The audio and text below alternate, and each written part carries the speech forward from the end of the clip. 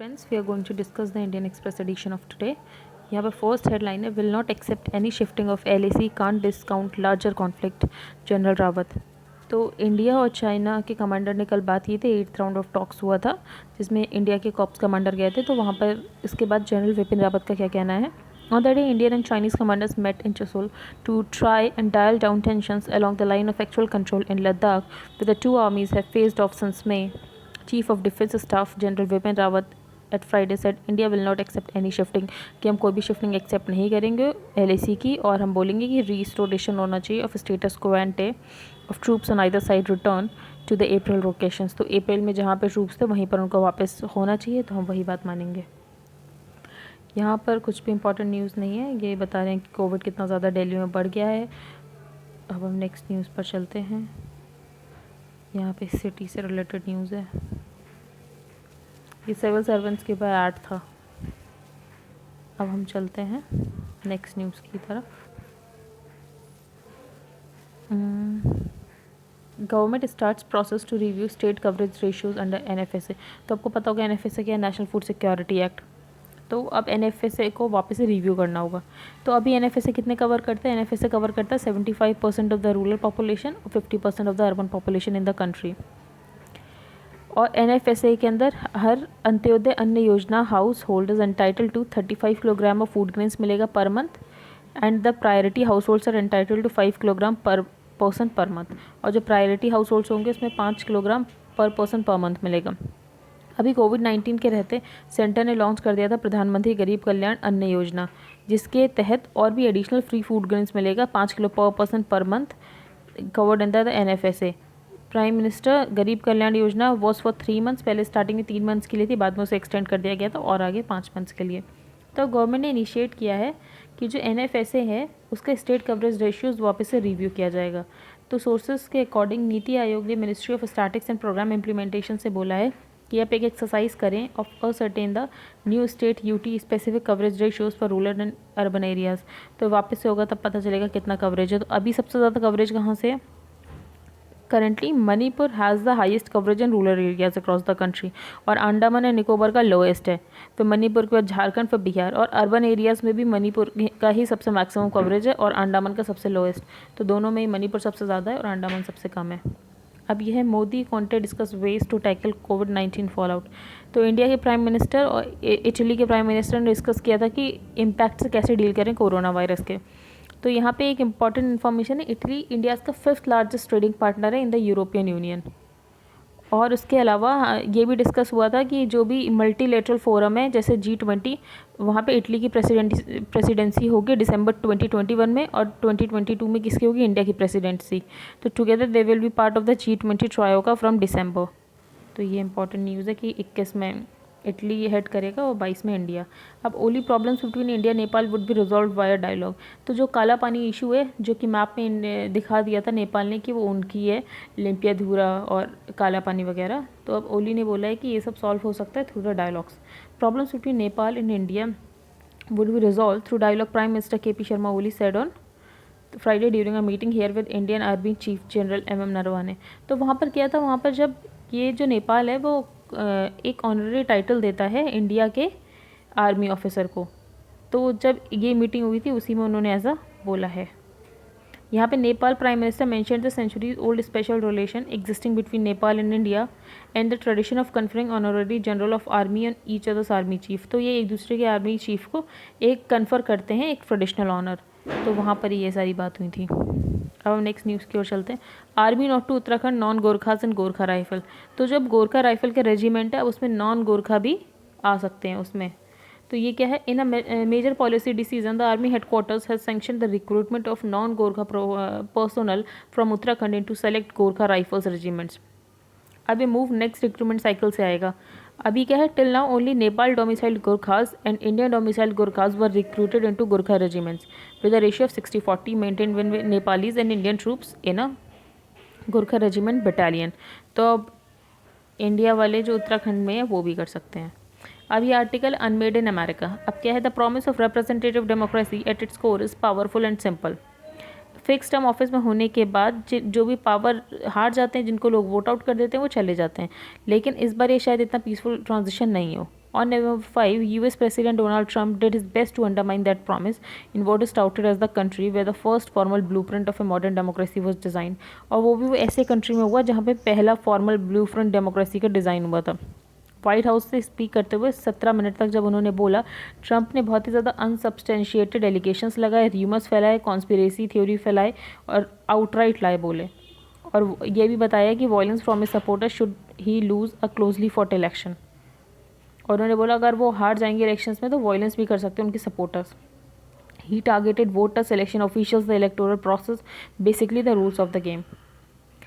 Essence क्या Trump's की ये भी जो उन्होंने बोला है against this political opponent in election officials battle grounds, वो सब ऐसा माना जा रहा है कि उन्होंने बोला कि जो भी वोट उनके नाम में कास्ट हैं वो सब लेजिटिमेट और लीगल हैं, और जो उनके राइवल्स में वो सब इलीगल हैं, मिस्ट्री बैलेट्स हैं, बैड थिंग्स वर हैपनिंग। और उन्होंने बोला कि his numbers were being whittled down, उनके नंबर्स जानबूझ के कम किए गए हैं। उन्होंने बोला he suggested in the states that hold the key to the White House because the election officials and the entire political apparatus in those states were so corrupt. उन्होंने बोला सब कुछ करप्ट है। This way the American electoral system works made it possible in 2016 for Trump to be election despite having polled far fewer votes. तो author का कहना है जब 2016 में वोटिंग हुई थी, भले ही ट्रंप को बहुत कम वोट्स मिले थे, हिलैरी क्लिंटन के उसमें हिलैरी क्लिंटन को सबसे ज़्यादा पॉपुलर वोट्स मिले थे, 3 मिलियन लेस मिले थे then his opponent Hillary Clinton. In the last 4 years Trump has undermined the institutions. Author का मानना है कि पिछले 4 सालों में ट्रंप ने सारे इंस्टीट्यूशंस को अंडरमाइंड किया, कमिटमेंट्स को अंडरमाइंड किया, कन्वेंशंस को अंडरमाइंड किया, डोमेस्टिक इंटरनेशनल दोनों, that have marked the US presidency since at least World War II. His legitimacy, like that of all populists, relies solely on the claim to popular support, which is then used to undermine institutions and checks and balances, disregard protest and dissent. अब ये clear हो रहा है जब उस legitimacy elections अब नहीं उनके वे में जा रहे हैं तो फिर उन्होंने क्या कर दिया, उन्होंने डेनिग्रेट करना शुरू कर दिया पूरे इलेक्टोरल सिस्टम को। First, all of its shortcoming, the US has been an exemplar of democracy in action. Even now, there is a great measure of resistance to Trump's indiscriminate attacks on the election process. अभी भी जब Trump ऐसे indiscriminate attacks कर रहे हैं election process पे तो लोग रजिस्ट कर रहे हैं। For the third day election officials have continued the careful work. Election officials ने अपना काम चालू रखा है वोट्स गिनने का, despite intimidation by Trump supporters outside counting centers. Democrats have not risen to the bait, maintaining decorum in their public statements. लेकिन Democrats अपना public decorum maintain करके रखा है. Leaders of the Republican have kept either a studied silence or openly disavowed Trump's diatribe. जो Republican के भी party के लोग हैं उन्होंने भी शांति बनाए रखी है, जो भी इन्होंने बोला उसके क्लेम्स को सपोर्ट भी नहीं किया है। Senator and former presidential candidate Rick Santorum, for example, has said that no elected Republican will stand behind the Trump's statement. तो उन्होंने बोल भी दिया कि कोई भी elected Republican Trump's के statement के पीछे नहीं खड़ा हो रहा है, and that much of his words were incendiary. There is, however, no gainsaying the fact that the ambassador of America First has done immeasurable harm to U.S. domestic politics and to the country's image abroad. हम next पर चलते हैं। यहाँ पे the permanence of interest, तो ये US India के बारे में। अमेरिकन कॉन्स्टिट्यूशनल हिस्ट्री में ऐसे 2 ओकेजन्स हुए हैं जहाँ पर प्रेसिडेंशियल इलेक्शन डिस्प्यूट हो गया हो, सुप्रीम कोर्ट ने डिसाइड किया हो। जब 2000 में फ्लोरिडा काउंट की वजह से डिस्प्यूट हो गया था डेमोक्रेट एल गोरे और रिपब्लिकन जॉर्ज बुश में, तो बुश को विनर बताया गया था जब सुप्रीम कोर्ट ने इंटरवीन किया था। ऐसा ही एक बार 1876 में हुआ था जब रिपब्लिकन के Rutherford B Hayes eventually president बने थे जब सुप्रीम कोर्ट का इंटरवेंशन हुआ था। इन दोनों इंस्टेंसेस में क्रेडिबल रीजंस थे डिस्प्यूट होने के, but this time although president Donald Trump insist there was electoral fraud. ऐसा बोल रहे हैं प्रेसिडेंट डोनाल्ड ट्रंप की इलेक्टोरल फ्रॉड है, लेकिन ऐसा कोई ग्राउंड नहीं है डिसाइड करने का कि इलेक्टोरल फ्रॉड हुआ है, लेकिन कुछ लीगल रैंगल्स तो रूल आउट नहीं हो सकते हैं। पहला मेजर रीज़न डिस्प्यूट होने का क्या हो सकता है कि दोनों कैंप्स बहुत ही ज़्यादा ओवर कॉन्फिडेंट थे अबाउट विक्ट्री। डेमोक्रेट्स को तो था कि वो अपने लिए वोटों की सुनामी ले आएंगे, और ट्रंप को भी लग रहा था वो ईजिली सेल थ्रू कर जाएंगे। रिजल्ट्स ने दोनों उनकी ख्वाहिशों पर ठंडा पानी डाल दिया है, but also expose the unreliability of pollsters. The Democrats did do well in the urban centres. Democrats ने अर्बन सेंटर्स में अच्छा किया, उनको मेजॉरिटी ऑफ विमेन के वोट्स मिले, नॉन वाइट और यंग वोटर्स मिले, यहाँ तक कि इंडियन अमेरिकन के भी वोट्स मिले। लेकिन वो सेंट्रल और सदर्न ब्लॉक में बिल्कुल उनको वोट नहीं मिले हैं, विच वेलमिंगली सपोर्टेड ट्रम्प वंस अगेन।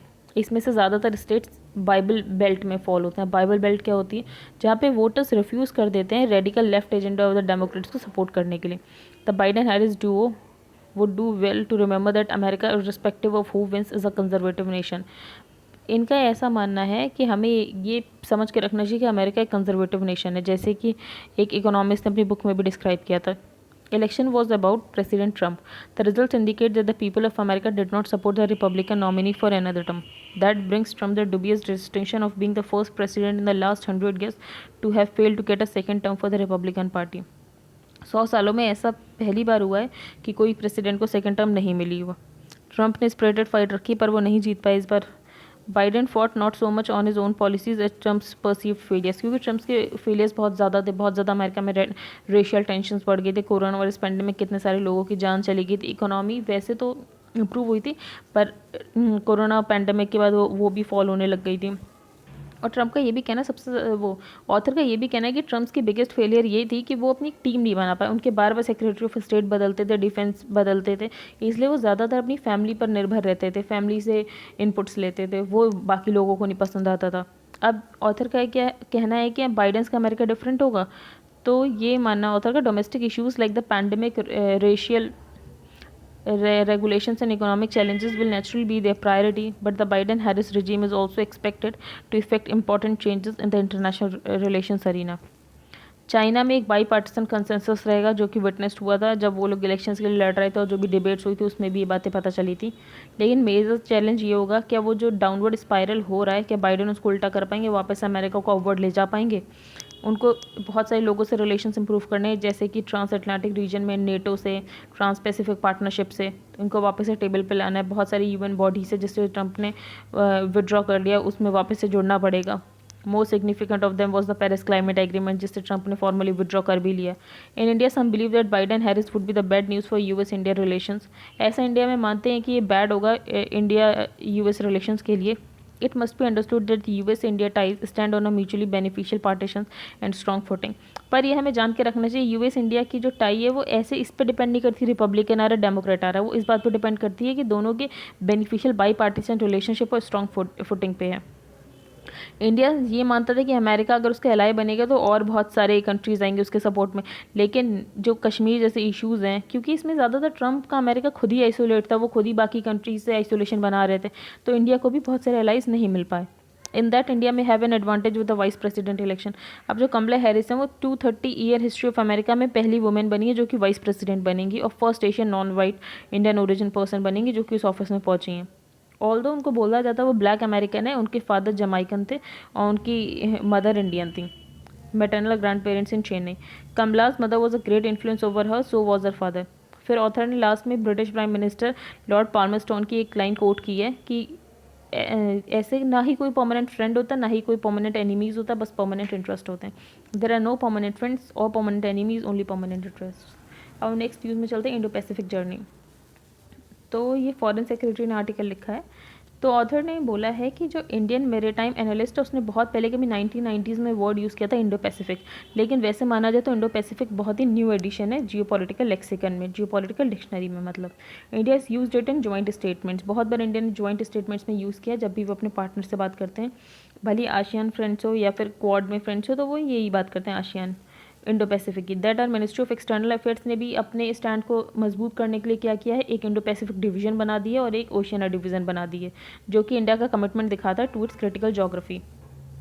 अब इंडिया की Indo Pacific strategy prime minister ने इनिशिएट की थी सिंगापुर में 2018 में, जब उन्होंने सागर डॉक्ट्रिन लॉन्च की थी। सागर का मतलब संस्कृत में तो ओशियन होता है, और वैसे प्राइम मिनिस्टर ने इसे एक्रोनिम की तरह यूज़ किया था, किसके लिए, security and growth for all in the region. इसका क्या मतलब है कि end to end supply chain होनी चाहिए रीजन में, कोई डिस्प्रोपोर्शनेट डिफरेंस नहीं होना चाहिए कि कोई कंट्री बहुत ज़्यादा ऊपर चला गया, कोई कंट्री बहुत नीचे दूसरे पर डिपेंड हो गया, ऐसा नहीं होना चाहिए। और प्रॉस्पेरिटी होनी चाहिए for all stakeholder nations. Indo Pacific guided by norms and govern by rules, तो इससे इंडिया में सबका फेथ भी बढ़ेगा। अब next, we have sought to strengthen security and freedom of navigation in the Indo Pacific by becoming a net security provider. India वहाँ पे net security provider भी बन सकता है। और ह्यूमैनिटेरियन असिस्टेंस और डिजास्टर रिलीफ में देखा जाए तो इंडिया ने रॉबस्ट कैपेसिटीज़ भी बिल्ड की है, और एक है the coalition for disaster resilient infrastructure, जो कि इंडिया और यूनाइटेड किंगडम ने मिलकर को फाउंड किया है। जब कोविड-19 पैंडेमिक आया था तो rapid response medical teams India ने भेजी थी, बहुत दूर दूर कंट्रीज़ में, कुवैत में भेजी, मालदीव्स में भेजी, जब उन्होंने रिक्वेस्ट की। फूड सप्लाई लाइंस भी सारी ओपन रखी फॉर द गल्फ नेशंस और स्मॉलर आइलैंड स्टेट्स जैसे कि मॉरिशस, सिचल्स, मेडागास्कर, कोमोरोस। पर हमें ये नहीं भूलना चाहिए that many countries of the Indo Pacific, जो भी इंडो पैसिफिक के ज़्यादातर कंट्रीज़ हैं उनमें कोलोनियलिज्म सब ने झेला है, तो कुछ में तो अभी भी रिंकल्स हैं, that wrinkles needs to be ironed out. कहीं ऐसा हो जाए कि कहीं कुछ कंट्रीज़ आगे निकल जाएं, कुछ पीछे रह जाएं, तो ऐसा नहीं होना चाहिए। तो हमें माइंडफुल होना चाहिए कि हम कंस्ट्रक्ट्स को एम्ब्रेस करें और डिपेंडेंसीज ना बनाएं और स्क्यूड अरेंजमेंट्स नहीं होने चाहिए। These concerns are particularly relevant as the Indo-Pacific region puts its mind to supply chain resilience and diversification in the post-coronavirus period. अब ऑथर का और क्या कहना है, आशियान एक प्लेटफॉर्म इमर्ज हुआ है जहाँ पे बहुत लोगों के इंटरेस्ट मीट होते हैं, वहाँ पे हम इंटरेक्ट कर सकते हैं, अपने डिफरेंसेस रेशनलाइज कर सकते हैं। However, it must also be acknowledged this institution formation in the Indo-Pacific is still at an incipient stage. तो अभी इंस्टीट्यूशन फॉर्मेशन जो कि इंडो पैसिफिक में है वो अभी बहुत इन्फेंसी में है। It took the shock of 2 world Wars. अब ऑथर का कहना है कि 2 वर्ल्ड वॉर के शॉक के बाद अटलांटिक कंसेंसस बनी थी, तो शायद पैंडमिक के बाद इंडो पैसिफिक कंसेंसस भी बनी जाए।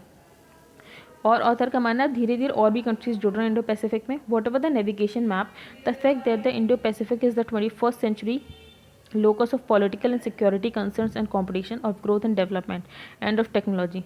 That is why a country like Germany भी जो इतना दूर है फिजिकली पर वो भी इससे जुड़ा, फिर फ्रांस और नीदरलैंड्स भी जुड़े। अब ये होप किया जा रहा है कि यूके नेक्स्ट कंट्री हो सकता है वो इंडो पैसिफिक विजन में जुड़े। अब हम नेक्स्ट न्यूज़ की तरफ चलते हैं। 1 रैंक 1 पेंशन स्कीम में सबसे ज़्यादा बेनिफिशियरीज यूपी और पंजाब से हैं।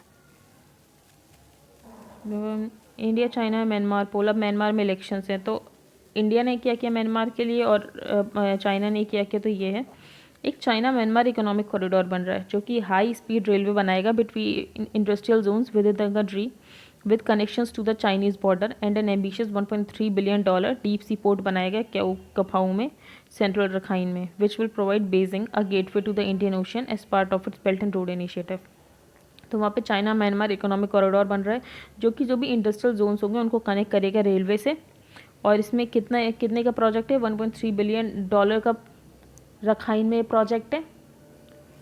अब इंडिया ने क्या किया, न्यू दिल्ली ने बहुत ही कॉर्डियल रिलेशंस रखे हैं म्यांमार से।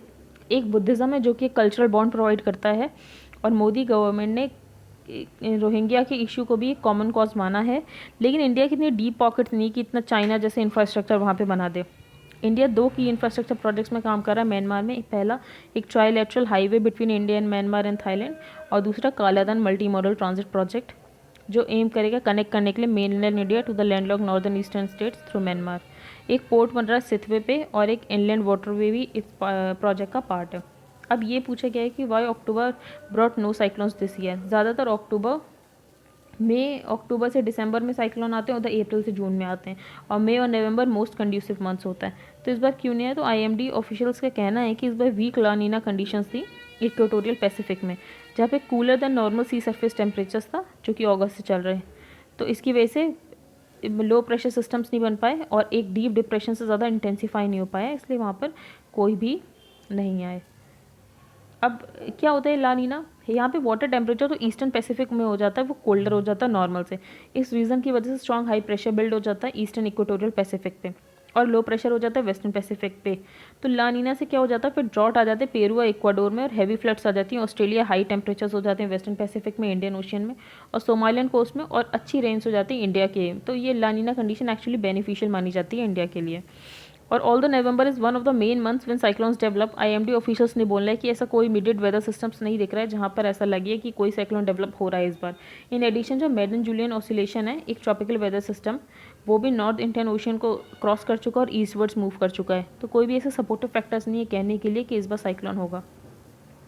अब हम नेक्स्ट न्यूज़ की तरफ मूव करते हैं। Australia quite on first arrest under its new foreign meddling law. तो ऑस्ट्रेलिया ने किसी चाइनीज़ ओरिजिन इंसान को डिटेन कर लिया था, पर अब उन दोनों में बहुत ही ज़्यादा टेंशन बढ़ रही है इंडो ऑस्ट्रेलिया में, वो ऑस्ट्रेलिया और चाइना में। तो ऑस्ट्रेलिया ने फाइनली उसे छोड़ दिया। The relationship between Australia and China has deteriorated in recent years with Canberra accusing Beijing of interfering in Australian politics. Australia का ये कहना है कि जो चाइना है वो उनकी पॉलिटिक्स में बहुत ज़्यादा इंटरफेयर करता है। There have also been reports of Australian authorities raiding the homes of Chinese journalist. ये भी माना गया कि जो ऑस्ट्रेलियन अथॉरिटीज़ है वो रेड करती हैं होम्स ऑफ चाइनीज़ जर्नलिस्ट, और 2 चाइनीज़ स्कॉलर का उन्होंने वीज़ा भी रिवोक कर दिया था। अब एक डुओंग ये इंसान है जिसको इन्होंने अरेस्ट कर लिया था, तो Australia's decision not to publicly link him with any Chinese meddling efforts, पर ऑस्ट्रेलिया ऐसा लिंक नहीं कर रहा है कि चाइना के मेडलिंग एफर्ट्स की वजह से हमने इसे डिटेन किया है। अब नेक्स्ट न्यूज़ की तरफ चलते हैं। 30% कैप लगा दी गई है यूपीआई पेमेंट्स में, मतलब जैसे फ़ोनपे है तो वो भी 30% ही कर सकता है टोटल ट्रांजेक्शन्स का। The National Payment Corporation of India's decision to cap the number of unified payments interface transactions by any one third party app provider at least 30% of the total volumes में have been done. तो जो भी होगा उसका 30% करेगा, पर इनका मानना ये है कि इनको टाइम दिया गया है एनपीसीआई के द्वारा 2023 तक। इन्होंने बोला एनपीसीआई सर्कुलर में 2023 तक टाइम दिया गया है। अब क्या है, एलएनजी जो लिक्विफाइड नेचुरल गैस है उसको जीएसटी के अंदर लाने की बात की जा रही है। This likely to be a consensus on including liquefied natural gas under the ambit of the goods and services tax. अब नेक्स्ट न्यूज़ पे चलते हैं। एक ऑप्शन नया बना दिया है सेबी ने, flexi cap mutual fund category. तो Securities and Exchange Board of India on Friday introduce flexi cap, a new category of mutual funds in which fund houses will be allowed to shuffle their allocations freely across small mid and large cap stocks without any minimum limits. इसमें जो भी fund houses है वो अपने allocation से small mid और large cap में इधर उधर शफल कर सकते हैं without any minimum limits. I think that's it for today. Thank you and have a nice day.